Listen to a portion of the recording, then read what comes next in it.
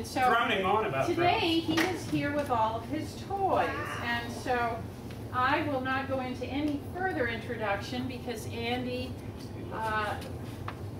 is a force in and of himself, and you guys will have a great time today. This will be enjoyable. So thanks, Andy. We appreciate it. Thank you. Good afternoon. I wanted to note that my outfit was intentional today because if you're going to do technology, it's important to remember that not all technology is new. And I'm going to pass these glasses around. Not only do they give you a great Teddy Roosevelt look, but I want you to try these on. I'm going to start over on the other end of the room, and I want you to look down at your program and ask yourself whether you've ever bought a pair of magnifying glasses in a store or had a pair of prescription lenses that were as good as the one that you can pick up in an antique store. These are the ones that I wear in court when I have to look down at text at oral argument, or I have to look down at a sheet of questions when I'm examining a witness to make sure I've gotten all the points that I want to get. This allows you to put them on the bridge of your nose, look over, see the people, and it has some style to it that those gawky ones that you get in the drugstore don't have. So we're going to start with our show and tell program, and if you could just pass them around after you've had a chance to view them. The other thing that you may notice is that we have a cell phone camera on the table with a little tripod type device attached to it, and we have a digital camera, more traditional SD card going at the same time. And throughout the program, I'm going to be making a point about technology. And for mid to small size firms, the most important word that you can remember is design redundancy. Okay? A small firm collapses if their computer system fails, if they haven't planned for the failure. So let's say you have a desk and your secretary has a desk and you have a simple direct connection computer network system. Each of your computers, do not get a laptop for your office. You can get a notebook, a small laptop device like this to take to court. And it does not have to have the world's biggest hard drive. And the reason why it doesn't have to have the world's biggest hard drive is because you can buy one of these. Ah! By the way, that was theatrics. The great thing about these are they're almost foolproof. I said in the drone show, and I'll say it again, never use the term foolproof because you're clearly underestimating fools. But this is my passport. There is a technology point that small, mid-sized practices need to know, and that's the second most important word that you'll hear repeatedly today, and the word is encryption. A lot of people have smartphones. You all have smartphones in your pocket. And you have emails that you've gotten on those smartphones. Do you have security on those smartphones? Because if you lose that phone and you don't have security on your phone, all of your clients' confidences are now readily available.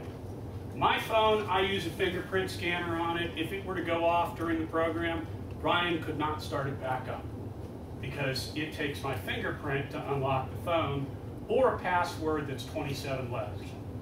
And if you can guess it and not be insulted, good luck with that. I have a tendency to make some of my passwords insulting. And the reason is, if you're going to break into my system, I at least want you to know what I think about you. But this particular passport, very inexpensive, less than $100, and it takes a terabyte of data. A terabyte of data, I don't care, I'm not going to pick on you, Tom, but let's take, we'll take this table over here. How many years have you been practicing law? I was admitted in 1960. Okay, so we're talking 55 years. 56. Plus or minus. Okay, and in that time, you have killed literally dozens of forests, right? Right. Okay. Every single piece of paper you ever wrote, if it was scanned through a PDF scanner, would fit neatly on this hard drive with enough room for all of his wife's baby pictures. And that's a lot of pictures. Now, having this with your notebook allows you to have your office wherever you are. So when you go to a court conference and somebody makes up a story about a piece of paper or an email, if you have a terabyte encrypted hard drive in your brief bag, you pull out your netbook, you pull up the document, and you call bovine scatology. Yeah. That and concocted are my words for the day. Here are things that you should not do. Although they are, I have to say, you know, when you got Yoda, Darth Vader, and a stormtrooper as thumb drives, okay, there is some humor to it. And quite frankly, there are some opposing counsels that deserve character thumb drives for document production. And if you want to make a particular point to a particular opposing counsel, delivering the documents in that manner is not a bad idea. I did want to note, to give you an idea of the progress that we have made, if you look at these two hard drives, for those of you who have never taken apart your computer, these are the hard drives on a desktop computer. Okay? This one is a 20 gigabyte hard drive, and I never destroy a hard drive. You never know when a piece of data you had from an eon ago is going to be useful, and if you throw it away, it's not secure. I mean, the only way to destroy a hard drive effectively is a really good cement bit drill right through the hard drive about 5 times. That'll make it difficult for the best of reconstructionists. But if you're not going to do that, then you should keep them. But it's also important to label them. So on this one, it says MEG. That means it was my Secretary Maxine's hard drive.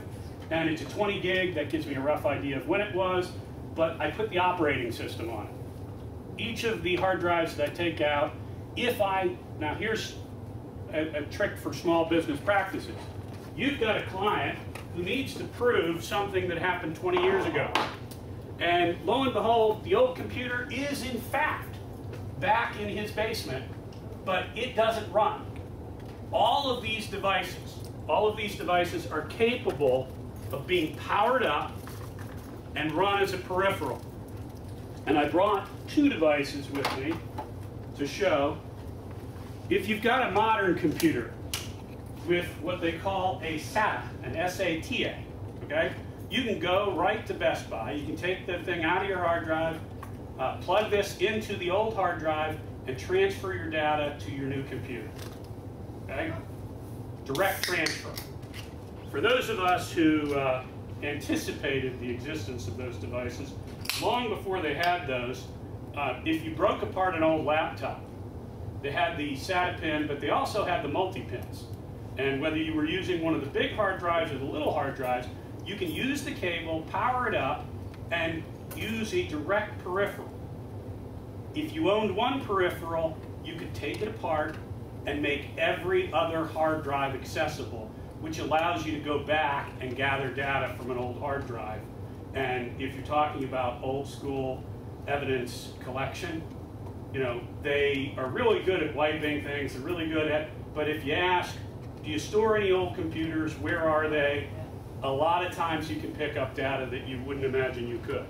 I will also note that anyone who thinks that they've deleted something from their computer is an idiot.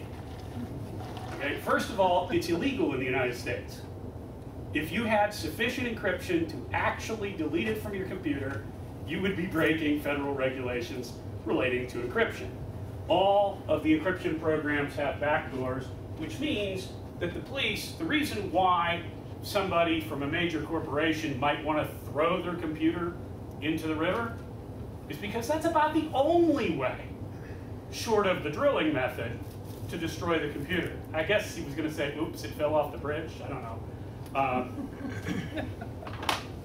With regard to the program materials, I just, you know, I do a brochure for everything, and this time was no difference. And so I think I'm going to go quickly through these and then get back to the show and tell. But while we're doing this, you may have noticed my able assistant here, our intern. What's your name, sir? Grant. Grant, the assistant at the Bar Association, is studiously taking notes with a digital pen. Now, the key to this particular pen is it works on dot matrix paper. And so it is taking an image of the writing electronically while he's writing. But it is also taking stereo audio. When you connect it back to your computer, you can put your cursor on any word in your notes, and it will jump to the audio, and you can play the audio. This is also a Wi-Fi compatible one. This is 3rd gen. And so this particular one, I can actually put an inkless cartridge where the pen is. You know, one that's run out of ink. And I can take notes in a deposition. And I can pull up my iPad. And I can see my own notes. But there's no way that son of a gun sitting across the table, you know the guy who's always looking across the table at your notes and reading them, as if you're going to write down the secret to your case in the middle of the deposition. I actually did it once just to yank the guy's chain. And quite frankly, you know, what is the practice of law but occasional moments of having fun at the other guy's expense? Anyway, the electronic notes, there's a very practical application, and I think for small and mid-sized firms it's really important. And if you happen to be from a big firm, pretend like I didn't tell you, okay? If you're in trial, you often have 2 choices. You can listen carefully to what's being said, or you can take notes. But you can't do both. With this device, you can. With this device, you simply write something when you hear something that you think you want to go back to. And you can write literally the word something, because it does not matter what you write. You can just write numbers down. I've done that. 1, 2, 3, 4. And then on the break, you can play back on the pen what was just said. You can't do it in court, but it is fun in a deposition when somebody gets caught up in a question. They're like, "Could you read that question back to me?" And instead of reading it back, you just touch the place on the pen, and they hear the voice read the question, speak the question again, and then you hit it back off and you say, "Will that do?" And the look on their face, well, you know, the pen, $299, the pad, you know, $35, the look on his face, priceless. Since we're doing the look on his face priceless, and because I never follow a script, I'm going to switch to the next most important detail for small and mid-sized business practices. I don't accept credit cards. I never will.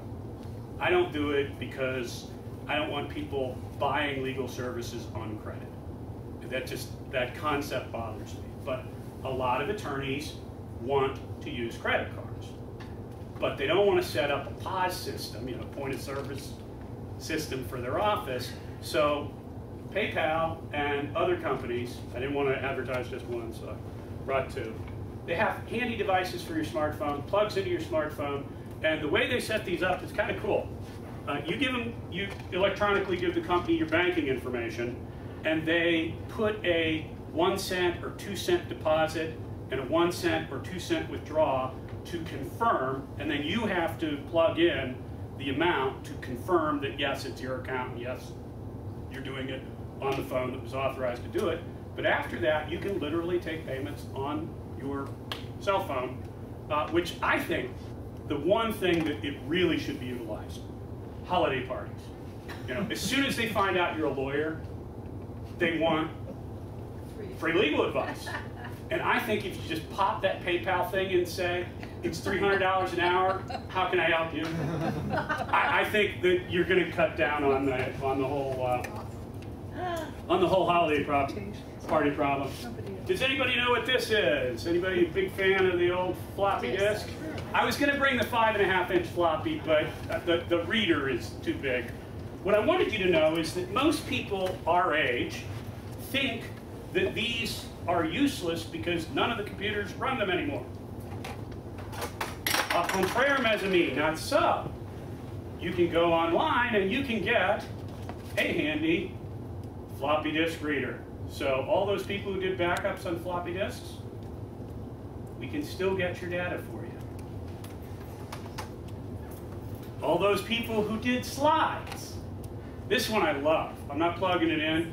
SD card in the back, power into it. You can take either slides or negatives, and you can view them. It enhances them. You push the button, it saves it to the SD card. The reason why I like this is, you know when somebody tells you that you got to collect up all the old photographs or whatever, and we're going to digitize them? You can do this sucker sitting in front of the TV watching a football game. Because you just put the thing in, push it down, push the button, push it down, push the button. It's an auto, so if you have a lot of data that you want to retrieve, a lot of old pictures, that's a great device. On the same scale, put an SD card in the back of this device from Pan Digital. There's several different models and makes of this, but you simply slip that old picture that you had, slide it through, and it scans it digitally, puts it into a file, and all the pictures, like when a witness comes in with a stack of photographs, okay? This is, thank you, Mr. Intern. I'm going to hand you this. I'm going to hand you the stack of photographs. I'm going to say, enjoy the baseball game, because you're going to put on the radio whatever you like. I am not going to, I was going to play Hey You Get Off My Cloud. I actually pulled it up on Netflix, on Spotify. But that would probably be, I don't know, unprofessional. God knows, I like to preserve the standards, so we're not going to do that. But this is a really nice device. If you are having a video conference, okay, and the sound on a laptop video conference is notoriously hideous.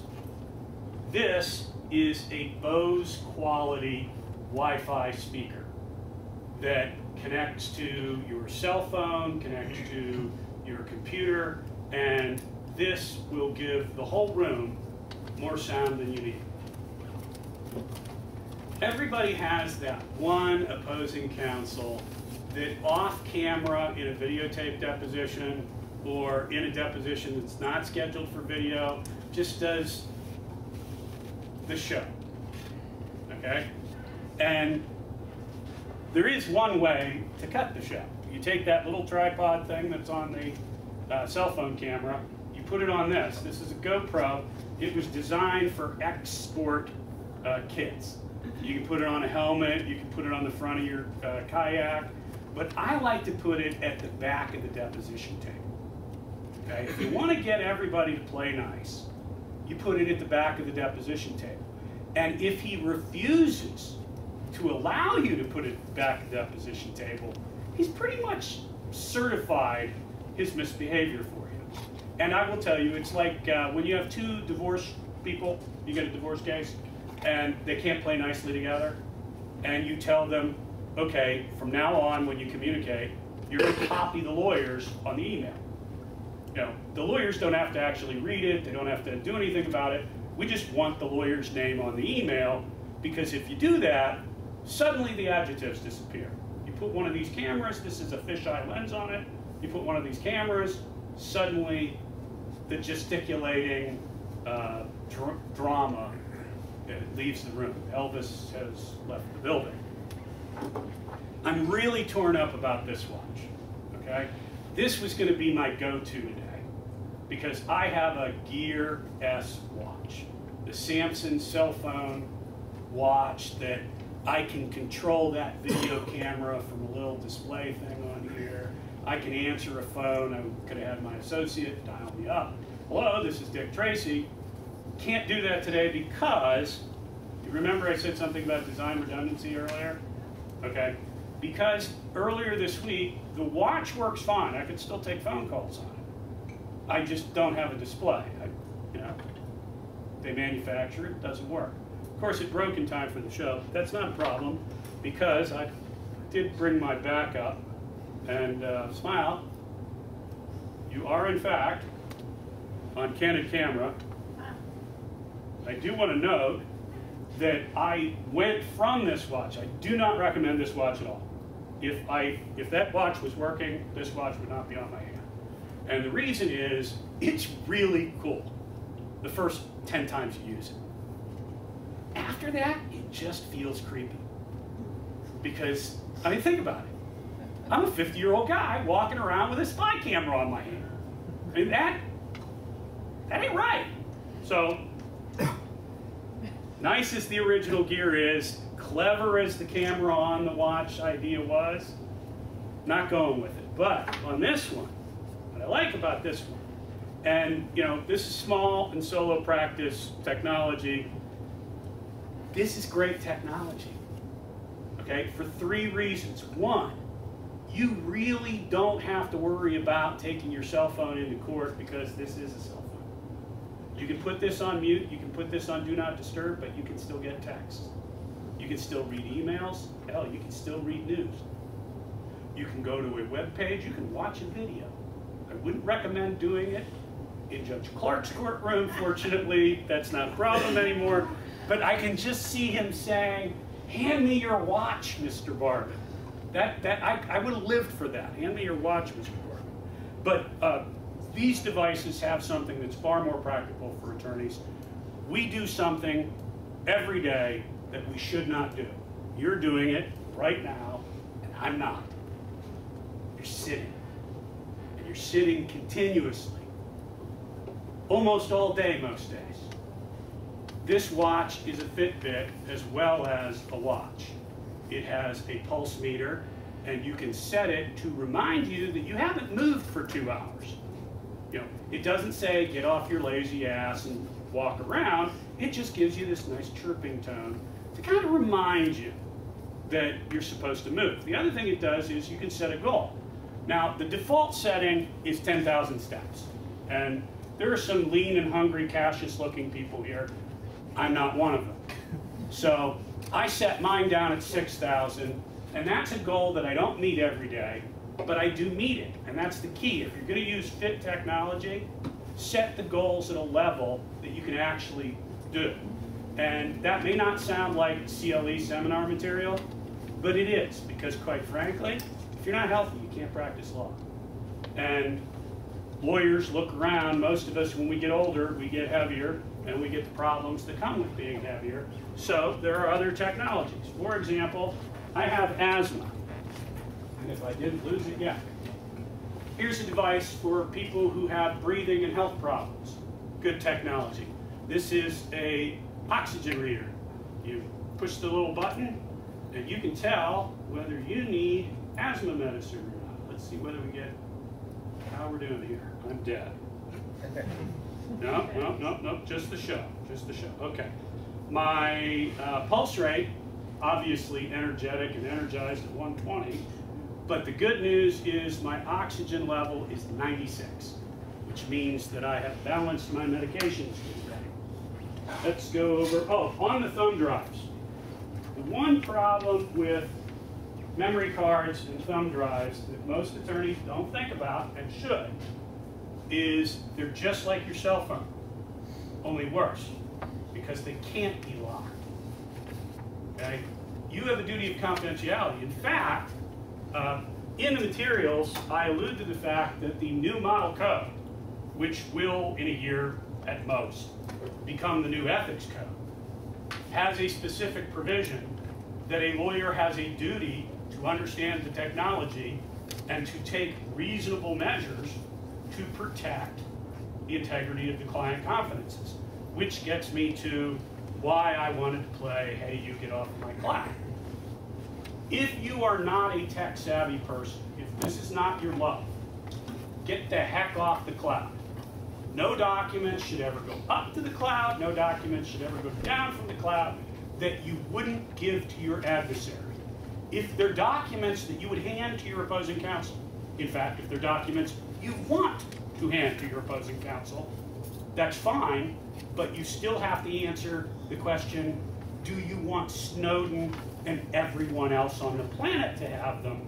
Because none of the technology that an average attorney is going to use for cloud software is going to be adequate encryption. There are encrypted cloud services, but for the average small to mid-sized attorney, it's cost prohibitive, but more importantly, it's It's absolutely unnecessary, okay? You can put an SD card in a bubble pack, overnight it to whatever attorney or whatever person you want, and they have every piece of paper you need. However, there is one relatively expensive piece of technology that if you're a small to mid-sized attorney or even a large firm, and quite frankly, I get giggles every time I go into a big law firm and I look at some of their antiquated copying equipment. Because I'm thinking, are you kidding me?